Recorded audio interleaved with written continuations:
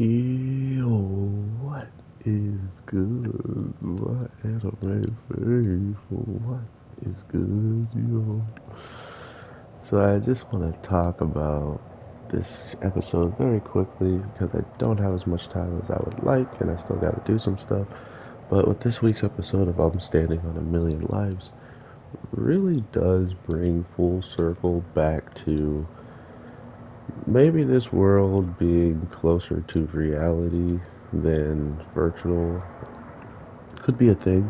Um, to see our main character really dipping into this dark path of treating things like they're just virtual garbage kind of hurts his character development by a ton. And I think a lot of people are going to be turned off by just how he's going about handling everything. Um, when it comes down to not only killing a mother of three kids and then kind of just being like, oh, well, they're definitely going to die now because I've done this. Whatever. They're virtual, So he's really adopting a mentality that if it goes on any further, I don't think even his teammates are going to be able to trust him. Because at the end of the day, sure, he may know that they exist in the real world, but what he does know is they can die as much as they want as long as he lives, and he can die as much as that he wants as long as they're alive. But now that we're adding the elements of just the weather as a component, our characters are pretty much having their lives flash before their eyes. I feel like this week's episode, a lot of exposition was explained of just like the past. Like it felt like a lot of people were kind of thinking over stuff that's happened to them already.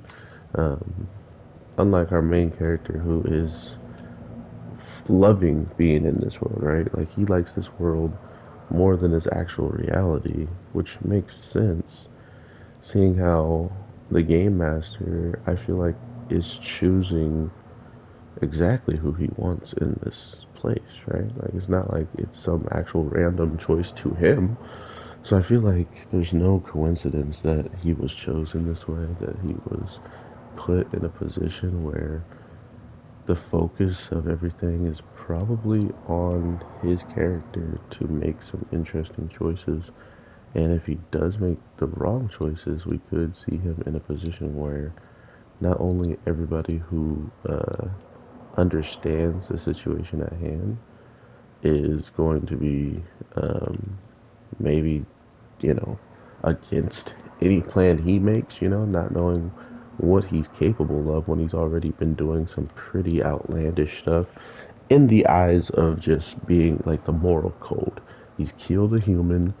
He didn't even try to help these babies. Like, worst come to worst, he could have chopped up that Cyclops Yeti. Weirdest thing I thought I'd ever say, Cyclops Yeti. Uh, and he could have, fed it, let them gnaw on that. But I mean, they might have to actually do that without it being chopped up and stuff. Like he didn't even take anything from it, right? Like he could have maybe made better pelt out of it. So maybe that was him showing some heart in that situation because he could have just taken the mother and made materials. Not to mention he could have killed the babies, made materials, or had food or something even warm. Any number of things he could have done that kind of make me think there is a little bit more to his character's decisions in those moments. So I just, by talking out loud, gave me that idea. So I honestly didn't even think he had that in him until I said it. I was like, wait, he could have done a lot worse. Like he knew exactly where to cut to get the good meat and to eat and all that good stuff because he had the chef abilities. But yet here he is not killing these babies, giving them a chance to live, even though he said they're not going to live. He still gave them a chance to try it, right? Um, and that's kind of the scary part about him is if you think they're not going to live, why not put them out of their misery? It's like, where is his mindset? And that's why I like the character. He's ominous right now. We don't really know what he's going to wind up doing at the end of the day, and I think that's better for the show because no one in this world has any, from our world, has any regulation of what happens here. So everything they're doing is sometimes bad, if not even worse, than what these people were going to do to these prisoners who were preaching a different, like, way to believe in different stuff and to not believe in the king and to believe in who they're talking about. Stuff like that is frowned upon, but I'm pretty sure killing other humans and making some really really sneaky plans to get behind them to do so is also pretty frowned upon. So we'll see how everything turns in this show because I think as of right now there's so many good amount of things they can do with this show that if it does go under the radar, it won't go under the radar to us, the people who truly championed it. And I think we have so much perspective, not only from this show, but from multiple upon multiple shows that kind of have done this. Log Horizon, Sword Art.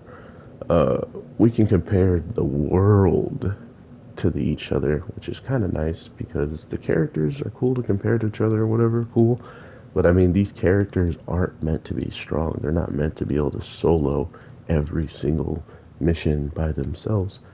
They're more or less meant to use the people of the land, use themselves, and use every tactic known to man because they're actually not that strong. So we'll see how this plays out. I hope you guys have an amazing one, and I'll talk to you in the next one. Peace. Oh yeah, drop a like so you can get notifications. I guess that's a thing, and I explained it in one of my videos. I already forgot which one, but I found out that if you do get too many dislikes, not only do you not get put out by the algorithm by YouTube, you also don't have your notifications sent out because I posted 3 videos and a buddy of mine didn't even get one. So watch out for that. If you don't see anything from me in a day, then YouTube just is hating on me. So take care, everybody, and peace.